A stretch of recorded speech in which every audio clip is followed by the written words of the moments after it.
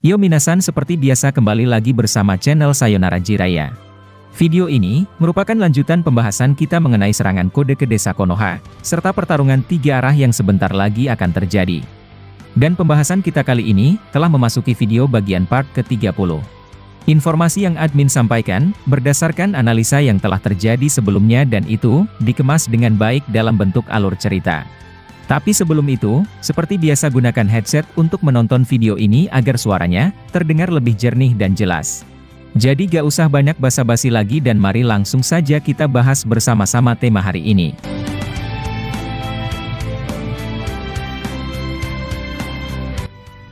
Pada adegan terakhir di video part ke-29 kemarin, Mitsuki telah dikurung oleh Boruto ke dalam dimensi yang berbeda. Apa yang dilakukan Boruto itu, hanyalah agar teman-temannya tidak menjadi korban darinya. Sementara dari kantor Hokage, Shikamaru telah ditelepon oleh Raikage dari desa Kumo. Mereka berniat datang ke desa Konoha, untuk membantu mereka menghadapi pasukan kode, maupun kedatangan Boruto yang secara mendadak. Dan sisi lain, Orochimaru telah menawarkan Sasuke, sebuah keuntungan untuk membuat lengan kiri baginya. Dan sekarang, mari kita lanjut ke pembahasan video part ke-30 ini. Adegan pertama dimulai dengan seorang Sasuke, terkejut mendengar perkataan dari Orochimaru.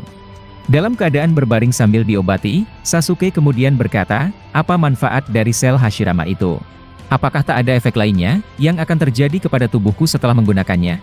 Orochimaru lalu menjawab, jika berbicara tentang efeknya, tentu semua hal memiliki efek Sasuke-kun.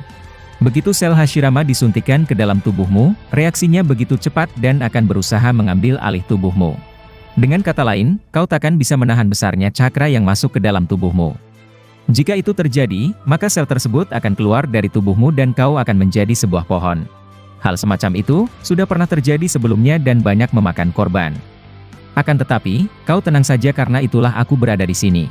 Danzo pernah kuberikan sel Hashirama dan dia dapat menahan sel tersebut selama bertahun-tahun. Aku menggunakan sebuah metode yang tidak pernah diketahui oleh siapapun kecuali diriku sendiri. Dengan metode tersebut, sel itu tak akan memaksa untuk keluar dari dalam tubuhmu. Jadi, apakah kau setuju dengan usulanku, Sasuke? Sasuke sejenak terdiam, sambil berbicara dalam hati dengan berkata, apakah aku harus melakukan ini? Jika aku melakukannya, itu berarti sekarang ada hal penting yang harus kulakukan. Dan hal penting itu, adalah membantu Boruto untuk mengembalikan semua hal yang telah terjadi.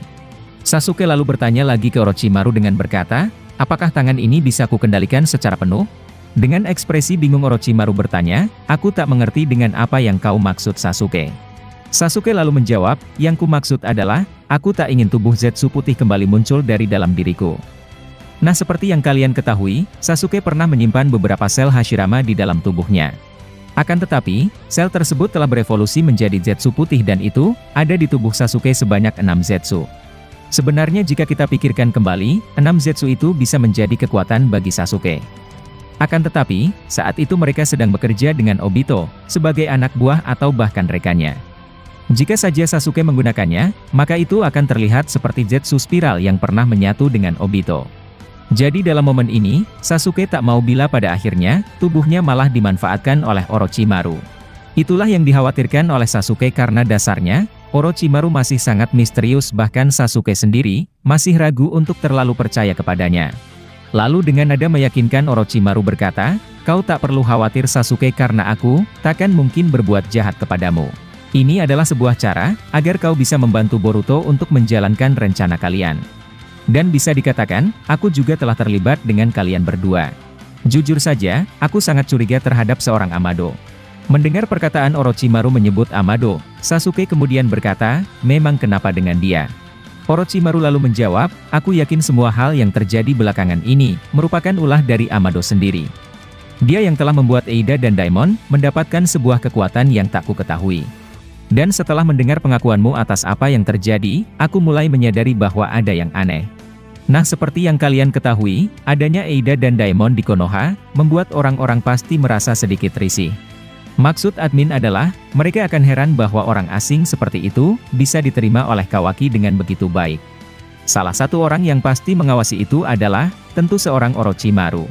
Dia adalah Sannin legendaris Konoha, yang saat ini masih penuh dengan misteri. Kita tidak tahu apakah dia terkena kekuatan Zeno atau tidak, serta apakah dia seorang Otsutsuki atau tidak. Jika dia tidak terkena Zeno, Orochimaru pasti telah melakukan banyak hal untuk mengungkap sesuatu. Kemudian dengan ekspresi curiga Oro berkata, aku yakin bahwa semua ini merupakan tanggung jawab dari seorang Amado. Sasuke lalu berkata, kau mungkin benar dan itu merupakan informasi tambahan yang menarik. Adegan lalu memperlihatkan rumah milik Sasuke maupun Sakura. Di sebuah ruangan, Sakura terlihat sedang menatap foto Sasuke dan dirinya. Dia terlihat sedih karena sekarang, Sasuke kembali menjadi pengkhianat seperti sebelumnya. Dengan perasaan sedih Sakura berkata, sebenarnya apa yang ada di kepalamu Sasuke? Kenapa kau malah pergi meninggalkan kami, dan membantu orang yang telah membunuh sahabatmu sendiri? Nah seperti yang kalian ketahui, Sakura tak mungkin tak sedih atas apa yang dilakukan oleh suaminya. Dia pasti tak menyangka jika Sasuke malah membela orang yang telah menghabisi Naruto. Dia tentu merasa terpukul, dan tak tahu harus berbuat seperti apa. Admin berpendapat jika Sakura saat ini sedang depresi dan berdiam di rumahnya.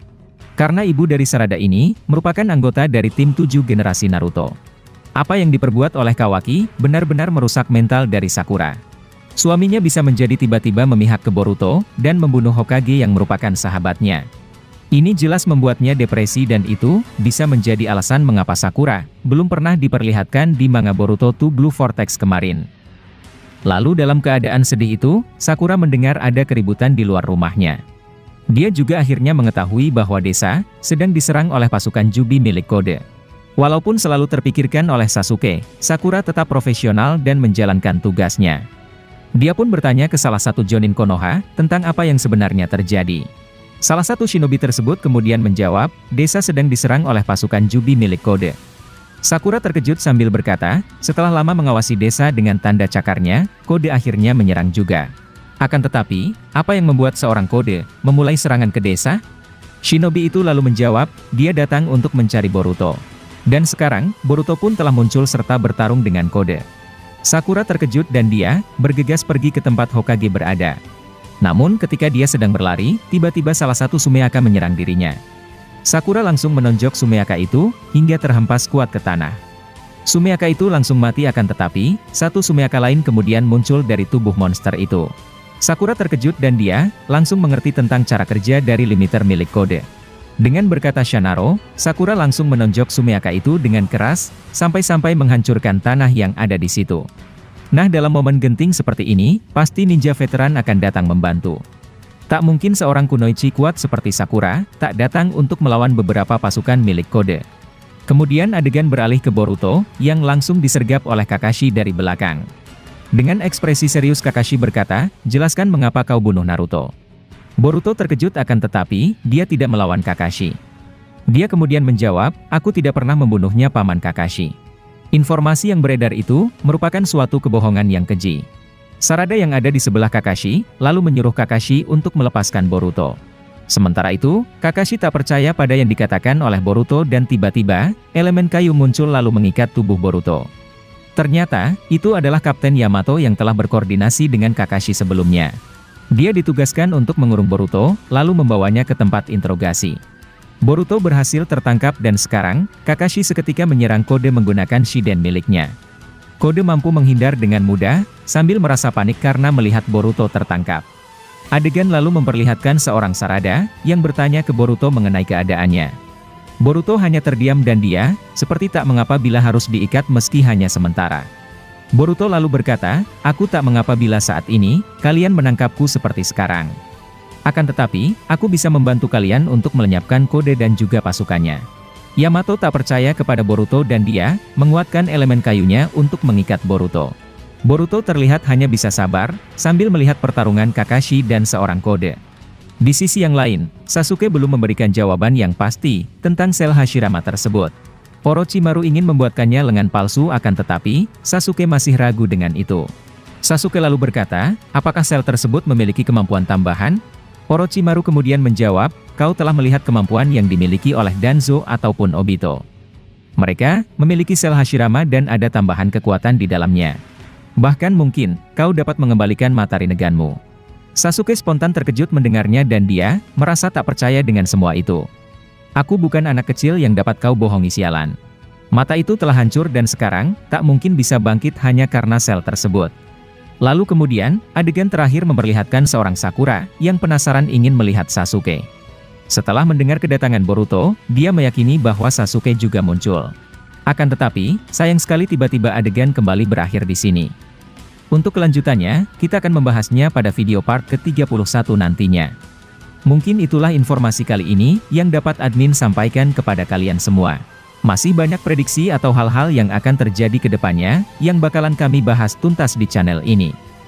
Dan jika kalian suka dengan pembahasan teori maupun fakta di channel kami, jangan lupa untuk selalu stay menunggu dan selalu berlangganan. Sampai jumpa di video selanjutnya dan salam Shinobi.